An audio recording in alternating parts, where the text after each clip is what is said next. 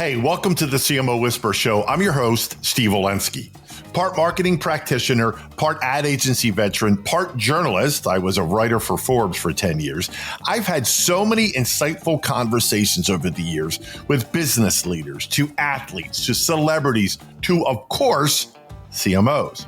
The only difference now is instead of sharing those insights through written form, I'm doing it this way. My guest this week is DeLu Jackson, EVP and Chief Marketing and Communications Officer at ADT. A seasoned executive with 25 plus years, DeLu has led marketing transformation at some of the world's most iconic brands, including McDonald's, Audi, Kellogg's, ConAgra, and now ADT. He's known for his data-driven customer-first approach and for helping redefine what protection and connection mean in the smart home and small business security space. With a Princeton undergrad and an MBA, from NYU Stern, he brings both intellectual rigor and real-world results to the table. He's also an independent board director and a recognized thought leader in marketing, growth, and digital innovation. DeLu Jackson, my newfound Philly-based friend, welcome to the show. Nice to be here, Steve, and great to see you this morning.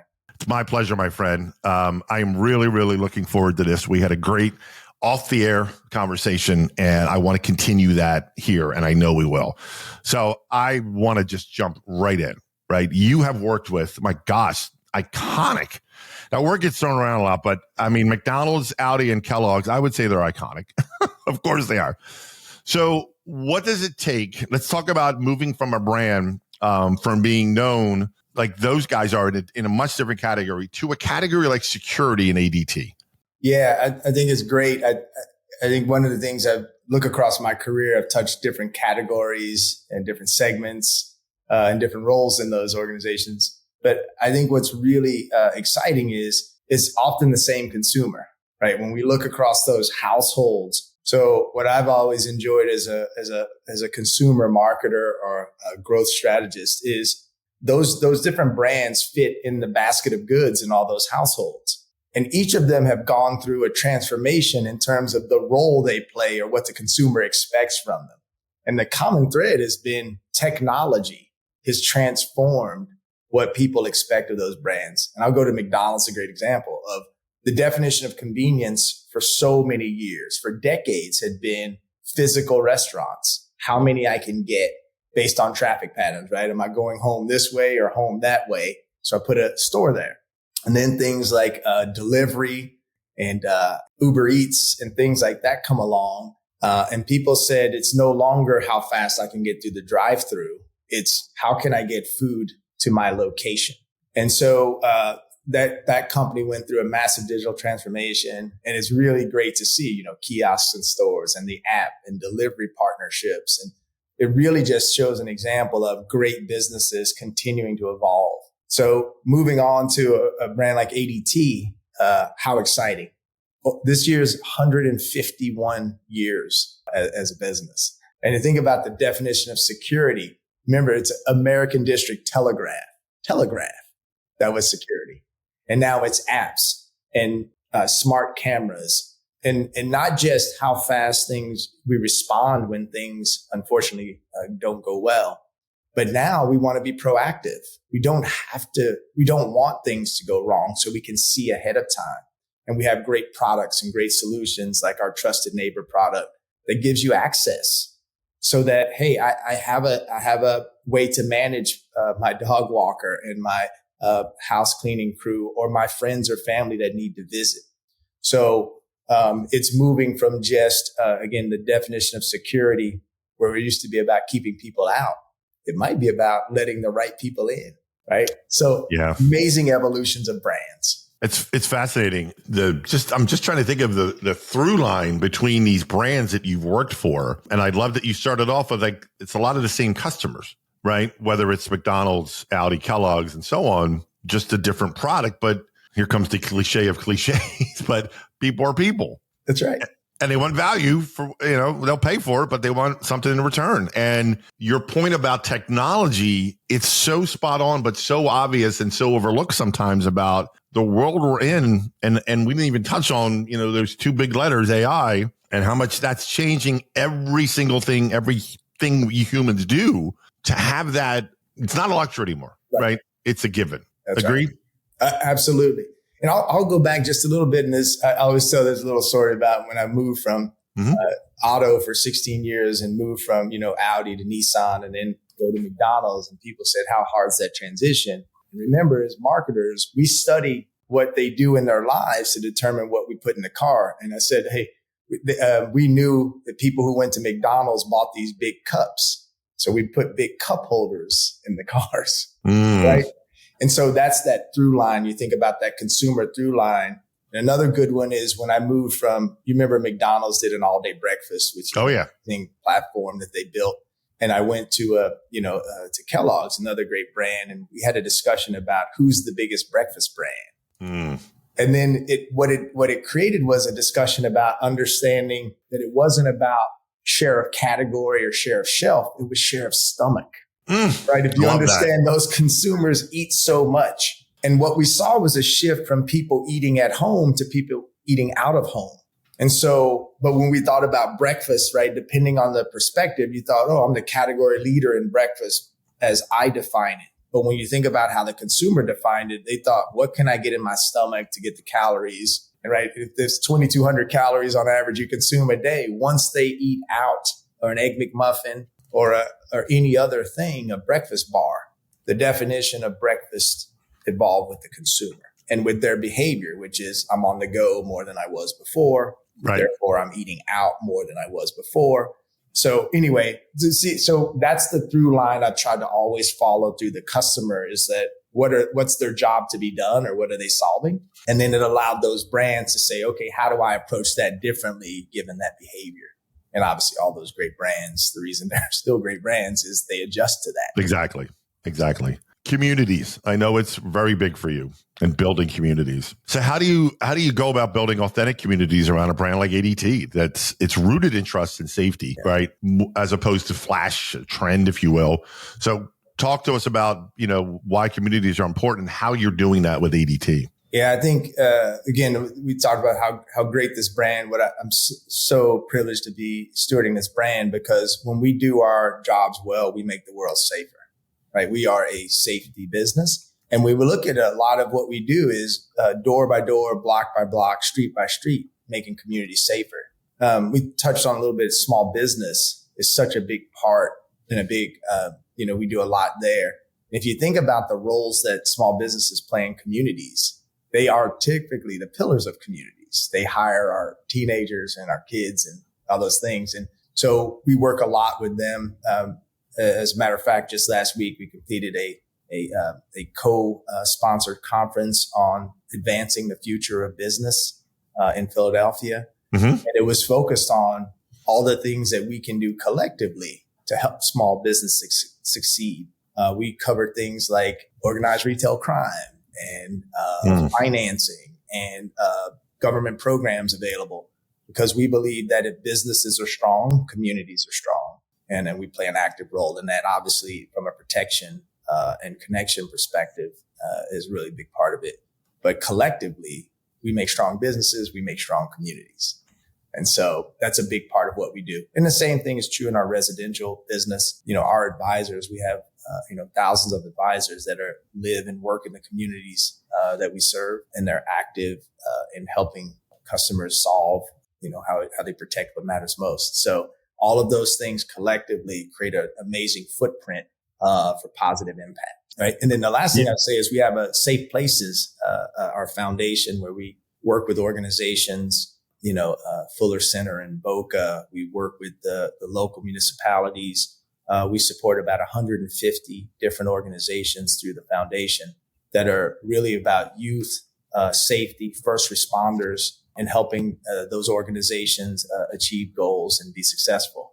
Yep. Part of our commitment to building strong communities. It's something that's so, I preach communities and just especially now as we go more AI, the need for that human interaction. It just, anyway, I could talk for hours on that. Yeah. Well, it's funny. AI is interesting. We talked about the definition of community changing, and it's changing because community used to be my neighbor next door and I knew my neighbor and I saw them all the time and I talked to them.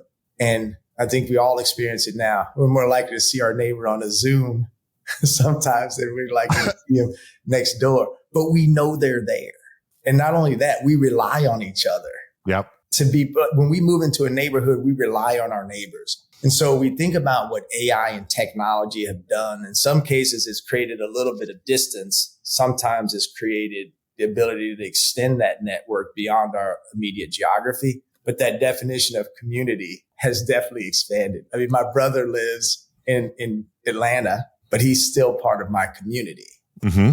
And, we have technology now that allows us to still connect. So it's interesting as we think about what it means to be community physically and then community, as you said, digitally and in a world of AI. It's just transforming. Sports marketing. And I'm just kind of tabling this because I'm a big sports fan, and two, I'm a marketer. So I know when you were at McDonald's, Audi, they're both big players in sports marketing. And I'm curious, first question is, what lessons from those worlds, if any, are you applying to ADT when it comes to sports marketing? Yeah, it's a great question. And yeah, we're proud of what we do. And we do a little bit in golf. We have a great partnership with the Miami Marlins, being a South Florida business. And by the way, that's tied to community as well. Being a big brand in South Florida, really making sure we work together on having community impact. But what I learned along those working at those big brands who spend big budgets in those areas was, we were always challenged as marketers to talk about ROI, how we measure it and how we measure impact. And in that world, we used to think of performance marketing over here and brand marketing over here. So we'd say that fits into brand marketing, and it was a little harder to measure. So what I took to ADT is we worked with our partners to create more of a combined view so that we could understand the impact. We built a media equivalent measurement model to understand the impact. And because by doing that, and this was from learning across those different brands, we've been able to find great ways to activate and accelerate that. And let me give you an example. Remember when, we have a patch partnership with the Miami Marlins. So the ADT logo's there. And I love the context of it. When we did the partnership on the field, we put safe at home. So every time someone passes the logo, they see safe at home and it lights up in the stadium. And I heard people saying, I get it. So the context worked. But also early on, I think there was an estimate that the patch would be visible about 13 minutes in any game because of where it was on the uniform. But we worked with that partner to put it on opposite arms so that when a pitcher's throwing from a right-handed pitcher from the outfield, it's visible. Left-handed pitcher is visible. Batters, right? So it increased the visibility by 5x by just realizing where the brand was positioned on the uniform, which is really interesting, right? So just this insights and intelligence in a media equivalent model says, how do I make sure we maximize value? Yeah. So it's really interesting though, like those types of learnings that I've learned across businesses on what the definition of a partnership is, how the brand shows up, create context so you don't have to explain it. So it's not a pure awareness play. It actually delivers core messaging for us, which is safe at home. And now when every second counts. And so the context, so it's really interesting. And the last thing I would say is when we first started the partnership and we were on the road, actually here in Philly, I was at a game and I heard some fans behind us saying they must need extra protection down there in Miami. And I said, they get it. And I turned around and I was like, hey, great. And I was engaging with the fans. So cool because they understood what our brand means, the value of the brand, and why we were participating. So did you tell them who you were? I had a jersey on with my name on it in the patch, right? So that's awesome. But I loved it, right? Because one is just that engagement is so cool, right? When you know that one, we don't have to explain it, right? As marketers, we work really hard to try and deliver our messaging and connect with consumers and say, do you understand why my brand's there? That's as organic as it gets. That to me, I was so excited. Like as a marketer, I'm like, yes. Right? The trifecta. You saw it, you understood it, and you knew why we were there. And that is so important as marketers. And like you said, it could be sports marketing, it could be sponsorships, but it's a great reminder that we always have the potential to create value and context to make it easy for consumers to connect our brand to what matters to them. So pretty excited. I can hear it in your voice. You're still reveling in that exchange. I'm really curious to hear your thoughts on this next one. And it's such a topic that gets beaten up or argued, debated. Brand versus performance. Mm-hmm. And I have very specific thoughts on it, which I'm not going to share right now because no one really cares about my thoughts per se. But where do you fall, brand versus performance? And I'm purposely leaving it that high, and you can take it anywhere you want. I think I'm honest about this with everyone. Is I'd love to eliminate that distinction because I think all marketing is performance marketing, assuming we want to achieve a goal of growth, profitability, or even if we're not for profit, we want to raise funds or help communities, whatever it is. When we do marketing, there's a performance element to it. And just as I described, what we do in sports marketing and what we do in customer acquisition, it's all part of the same mix that drives the performance of my organization. And so I even talk about a lot of things. So when I came here again from Learn Lessons, I combined those functions because they were separated. And then there was the whole, sometimes these dollars are for these metrics and these dollars are for these metrics. When we put it together, these dollars, these investments are for the same metrics. They may manifest themselves differently. We may have some different leading and lagging indicators of their impact. But when we measure them collectively, we actually understand their collective impact, not just their discrete impact, right? That's where we've always struggled with that, right? Is measurement. Well, how do I measure that one versus this one? And I've always said, how about we measure them together and then we understand the true impact, right? And so what we see is what we would call historically brand marketing, upper funnel, or the messaging we talked about in partnerships. We see the difference when we have it and when we don't have it. Some of these, we have seasonality, which is just the nature of the events. This is visible for 6 months. And when it's not visible, do I see similar results? And so we measure the entire performance of our investments over time rather than by activity. Does it make sense? So we look at by day and by week. Are we seeing performance improve? Even if it's marginal improvement, we know what's in the mix. And it adds more value to things like the mix modeling rather than the individual discrete activity. It always boggles my mind when I hear and I see, oh my gosh, research. Brand versus performance, and you have to pick one over the other. And they just give me a wall so I can bang my head. And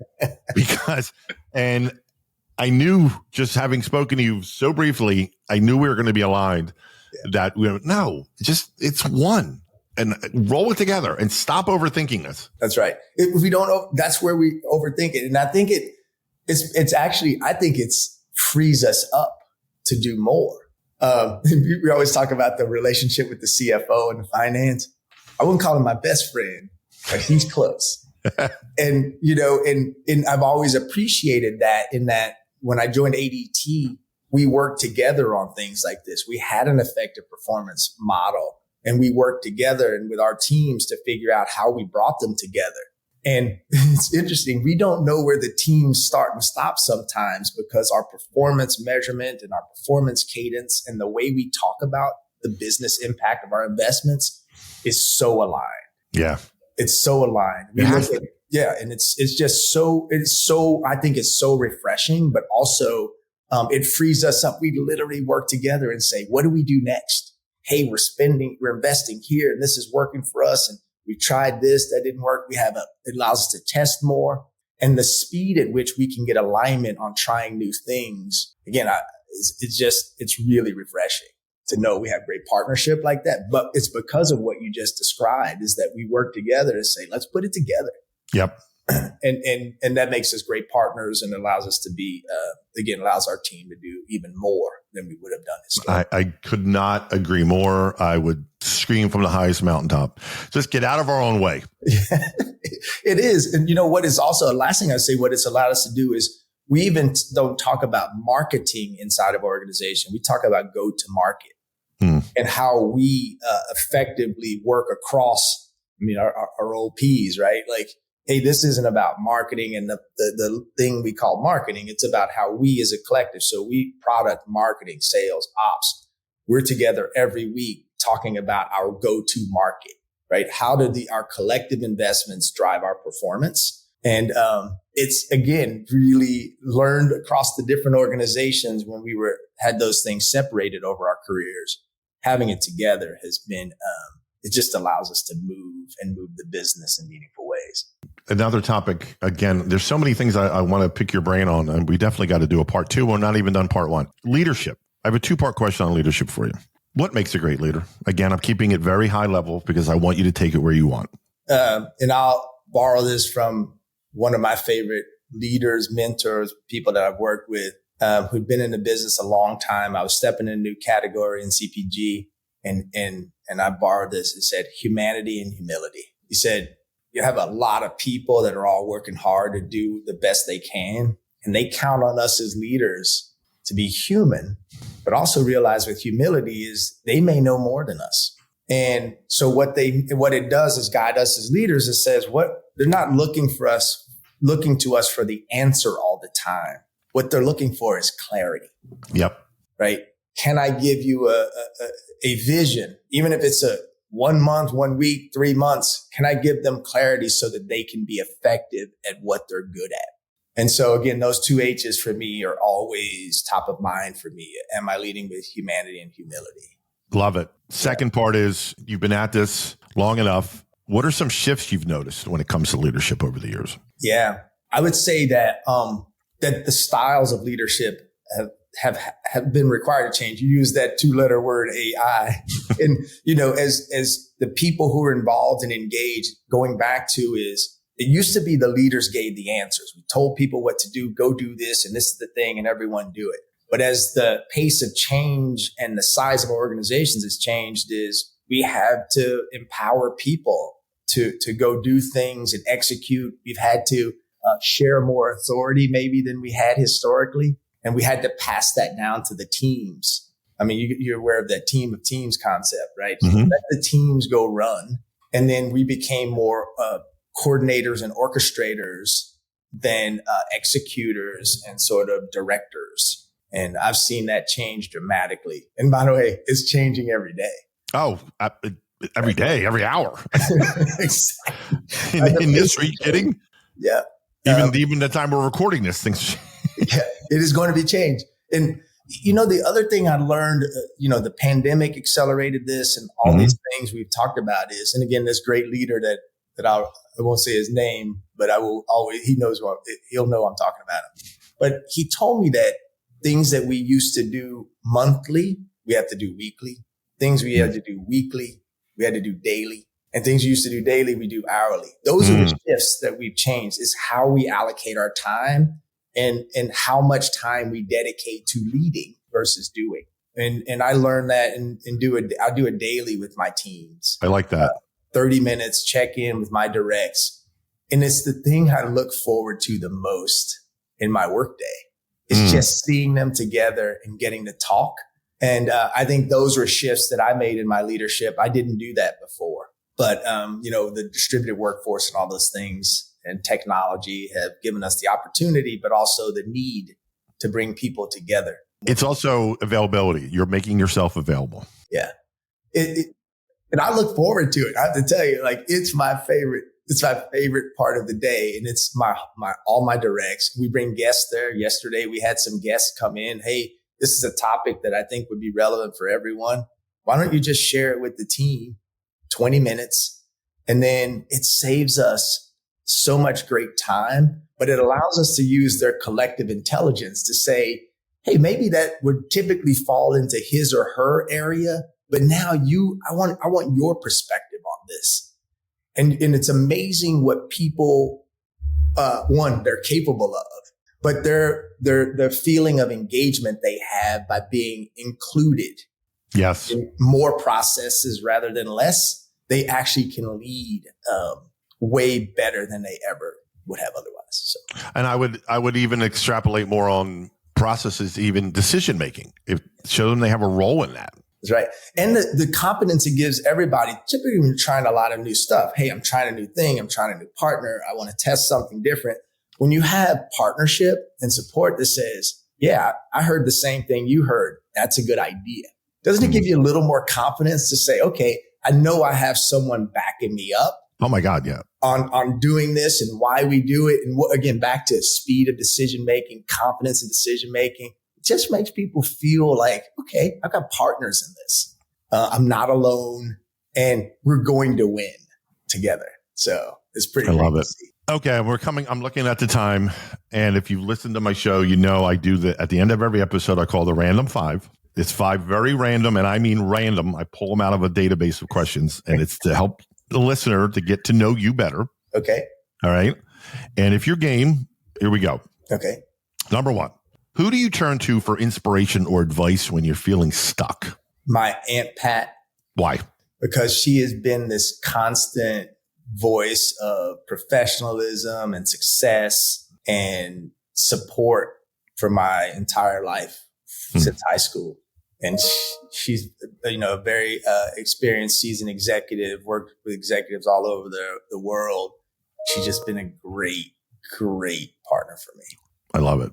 It's great to have someone like that in your life. Number 2, if your life had a theme song, what would it be? It would be Together We Made It. I would ask why, but I think we already know. Yeah. Because I've had all these great partners, mentors, my spouse, my partner in life, my kids, my parents, have all just been, nothing I've achieved would have happened without a tremendous amount of support and mentorship and, all those things. Okay. And I completely agree, by the way. Number 3, if you could instantly master one skill you don't currently have, what would it be? German, the language. Explain. Because I took it in high school, I took it in college, and I did okay. And it just so happens my mother-in-law is German, and then we go visit. And you think, all those things, you're like, I did it, and then I didn't need it, and I stopped doing it. And I'm thinking, language, if I'd have just finished it, all these little life things, you never know if it may pop up and be a really useful thing. So interesting. We went to visit last year, the family. I was like, I should have been. I wish I was better. Okay. Number 4, if aliens landed today and they asked you what you do, you have one sentence to explain your job. What do you say? I inspire people to make decisions. Very profound. I love it. Last one, and we all have answers to this one. I have my hand raised. What's the worst fashion trend you participated in? I'll give you mine if you want to know mine. I don't care. I will tell you, it is from my college days. Oversized clothes. I was looking, by the way, I was about the same size and I was looking at clothes. They were all like double XLs. Well, mine's parachute pants. And there's photography proof of it. So I have my hand raised. I don't know. Those were pretty cool though. And I wish you had pictures of that. I have no shame. I don't care. We all. Oh, we have those pictures, don't we? We have those pictures, right? And our kids make fun of us and like, yeah, that was me. Because at the time, it all comes back because my kids are wearing the oversized clothes again that we wore in college. And I'm just like, I thought we were done with that. So that's when you say I was ahead of my time.